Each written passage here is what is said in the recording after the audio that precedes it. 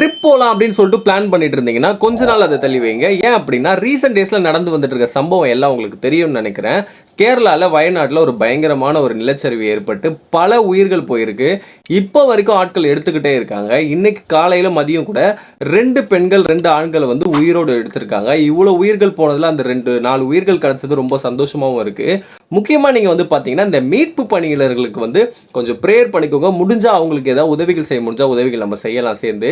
ஏன்னா ஒரு சின்ன ஒரு ஃபோட்டோ ஒன்று வீடியோ பார்த்துட்டு இருந்தேன். ஒரு மீட்பு பணியாளர் வந்து ஒரு ஸ்லீவ்லெஸ் அப்படியே இருக்கார், மழையில் நினைச்சுக்கிட்டே ஏதோ ஒரு பிரெட் மாதிரி சாப்பிட்டுக்கிட்டே இருக்காரு. அவங்களுக்கு குடும்பம் இருக்கும், அதெல்லாம் விட்டுட்டு பயங்கரமாக அங்கே அதை செய்கிறப்போ அவங்கள பார்க்குறப்போ அப்படியே கையெடுத்து கும்பிடணும் போல இருக்குது. ஸோ அவங்களுக்காக கொஞ்சம் நம்ம ப்ரேயர் பண்ணணும், நம்மளால முடிஞ்ச சப்போர்ட்டை பண்ணணும். முக்கியமாக ட்ரிப் போனீங்க இப்போ எதாவது பிளான் பண்ணியிருந்தீங்க அப்படின்னா அந்த பிளானை வந்து கொஞ்ச நாள் தள்ளி வைங்க. கொஞ்சம் வந்து எல்லாமே சால்வ் ஆகட்டும். ஏன்னா இப்போ அவசரமாக யாரும் எந்த முடிவும் எடுக்க வேணாம். ஊட்டி, கொடைக்கானல் எந்த ஊராக இருந்தாலும் சரி கொஞ்ச நாள் ட்ரிப்பை தள்ளி வைங்க. கொஞ்ச நாளுக்கு அப்புறமா பிளான் பண்ணிக்கலாம்.